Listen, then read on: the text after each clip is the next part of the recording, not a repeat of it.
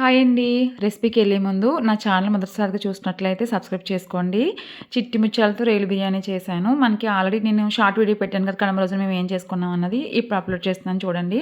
దీనికి మెయిన్ మసాలా కావాలి కాబట్టి నేను ఎప్పుడూ బిర్యానీ మసాలా చేసుకొని ఉంచుకుంటాను. దీనికి కావాల్సినవి సాజీరా, సోంపు, జీలకర్ర, యాలకులు, లవంగాలు, లామగ్గులు అండ్ నల్ల ఇలాచి ఉంటుందండి. అది కూడా వేసుకుంటే ఫ్లేవర్ బావుంటుంది. స్టార్ పువ్వు, బిర్యానీ ఆకు, జాజికాయ మెయిన్ అండి. జాజికాయ వేసుకోవాలి బిర్యానీలోకి. ఇవన్నీ మనం మరాఠీ మొగ్గతో సహా వేసుకొని ఫ్రై చేసుకొని మిక్సీ పట్టుకొని పక్కన పెట్టుకోవాలి. అల్లం వెల్లుల్లి పేస్ట్ అండి నేను ఎప్పుడు ఫ్రెష్‌గా చేసుకుంటాను. మనకి నాన్ వెజ్ కర్రీకైనా, బిర్యానీకైనా అప్పటికప్పుడు చేసుకుంటేనే ఫ్లేవర్ బావుంటుంది. అల్లం వెల్లుల్లి పేస్ట్ వేసుకొని పక్కన పెట్టుకున్న తర్వాత ముందు రొయ్యలు తీసుకొని కొంచెం పసుపేసి క్లీన్ చేసుకొని, ఉప్పేసుకొని ఉడకబెట్టుకొని ఉంచుకోవాలి. నేను 2 గ్లాసుల బియ్యంతో చేస్తున్నాను. ఈ చిట్టి ముత్యాల రైస్ దొరకకపోతే కనుకండి పలావ్ రైస్ ఉంటుంది కదా మనకి, ఆ పలావ్ రైస్‌తో కూడా చేసుకోవచ్చు.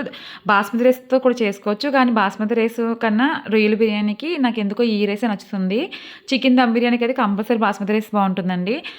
పాన్ పెట్టుకున్న తర్వాత 2 స్పూన్లు ఘీ ఏసుకున్నాను. 5 స్పూన్లు ఆయిల్ ఏసుకున్నాను.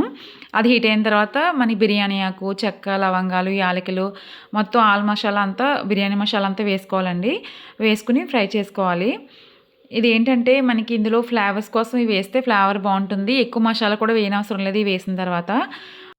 రొయ్యల బిర్యానీ, దమ్ బిర్యానీలా కూడా చేయొచ్చండి. అది కూడా బావుంటుంది. సో, ఒక్కొక్కళ్ళు ఒక్కో టైప్‌లో చేస్తారు కదా! ఈసారి ఇలా ట్రై చేయండి. టేస్ట్ చాలా బా వస్తుంది. తర్వాత నెక్స్ట్ జీడిపప్పులు వేసుకోవాలండి.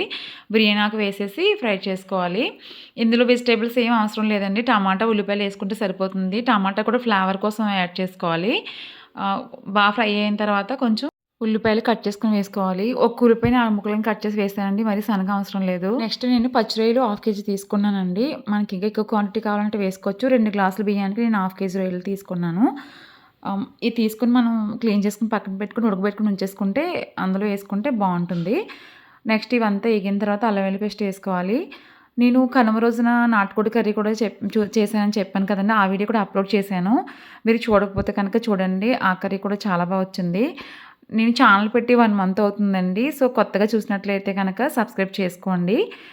ఇవన్నీ ఫ్రై అయిన తర్వాత అల్లం వెల్లుల్లి పేస్ట్ కూడా వేసేసి ఫ్రై చేసుకున్న తర్వాత మనకి పచ్చిమిర్చి ఒక 8 పచ్చిమిర్చి వరకు ఏసుకున్నాను. కారం కొంచెం తగ్గించి ఏసుకుంటాం కాబట్టి పచ్చిమిర్చి ఎక్కువ వేసుకోవాలి.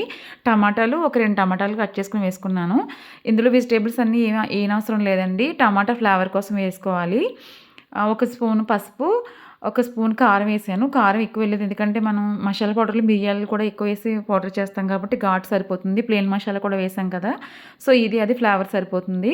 బిర్యానీలో రకరకాల బిర్యానీలు చేసుకోవచ్చు కదండీ! నాకైతే నా ఫేవరెట్ అయితే దమ్ బిర్యానీ బా చేస్తాను నేను. నెక్స్ట్ చికెన్ ఉడకబెట్టిన స్టాక్‌తో దాంతో కూడా బిర్యానీ చేస్తానండి. అది కూడా మీకు ఆ రెసిపీ కూడా చూపిస్తాను. ఇవన్నీ ఫ్రై అయిన తర్వాత రైస్ మనం ఆల్రెడీ కడిగేసి ఉంచుకోవాలి. నానబెట్టుకొని ఉంచుకుంటే త్వరగా మనకి వ్ బాగా ఉడుకుతుంది. నానబెట్టుకొని ఉంచుకుంటే రైస్ ఎప్పుడైనా సరే పొడి పొడిగా వస్తుందనమాట. సాల్ట్ ఒక 2 స్పూన్లు తగినంత సాల్ట్ వేసుకోవాలి. ఒకవేళ సరిపోకపోతే లాస్ట్‌లో కూడా వాటర్ మరిగేటప్పుడు కూడా వేసుకుంటే సరిపోతుంది. రొయ్యలు పెట్టుకున్నాం కదా! అవి కూడా వేసేసుకొని ఫ్రై చేసుకోవాలి. ఎంతమందికి దమ్ బిర్యానీ నచ్చుతుంది, రొయ్యల బిర్యానీ నచ్చుతుంది చెప్పండి. మా ఇంట్లో మా పిల్లలకైతే దమ్ బిర్యానీ ఫేవరెట్. మా హస్బెండ్‌కి అయితే రొయ్యల బిర్యానీ అంటే చాలా ఇష్టం అండి. సో, ఒక్కొక్కరికి ఒక టేస్ట్ ఉంటుంది కదా! మీకేం నచ్చుతుందో కామెంట్ సెక్షన్‌లో కామెంట్ చేయండి నాకు.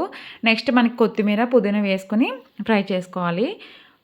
కొత్తిమీర, పుదీనా వేయడం వల్ల కూడా టేస్ట్, ఫ్లేవర్ యాడ్ అవుతుందండి. మసాలా పౌడర్ చేసుకున్నాం కదా! మనం ముందు చూపించాను కదా మీకు ఆల్ మసాలా, అది కూడా వేసేసుకోవాలి.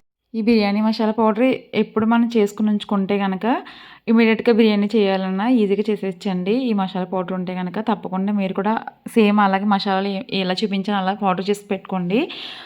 తర్వాత మరి అన్నీ ఫ్రై అయిన తర్వాత 4 గ్లాసులు వాటర్ వేసుకోవాలి. మనం 2 గ్లాసులు రైస్ తీసుకున్నాం కదా! సో, 4 గ్లాసులు వాటర్ పడుతుందండి. అదే బాస్మతి రైస్ అనుకోండి, గ్లాస్ రైస్‌కి గ్లాసున్నర వాటర్ వేసుకోవాలి.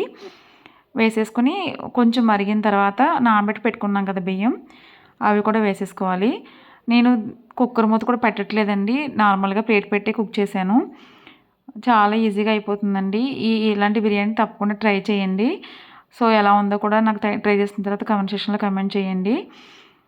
సిమ్‌లో పెట్టి 15 నిమిషాలు మనం ఉడకబెట్టుకుంటే బిర్యానీ పొడి పొడిగా వచ్చేస్తుంది. వాటర్ కూడా చూసుకొని వేసుకోండి. మరీ ఎక్కువ వాటర్ వేస్తే మళ్ళీ ముద్దలా అయిపోతుందనమాట. ఈ రెసిపీ కనుక మీకు నచ్చినట్లయితే తప్పకుండా లైక్ చేసి, షేర్ చేసి సబ్స్క్రైబ్ చేయండి. దీనికి కాంబినేషన్ నాటుకోడి కూర, నెక్స్ట్ ఏంటంటే రొయ్యలు ఫ్రై కూడా చేశాను. ఆ వీడియో కూడా నేను అప్లోడ్ చేస్తాను. అంతేనండి. ఎంతో ఈజీగా రెడీ అయిపోతుంది. Thank you for watching.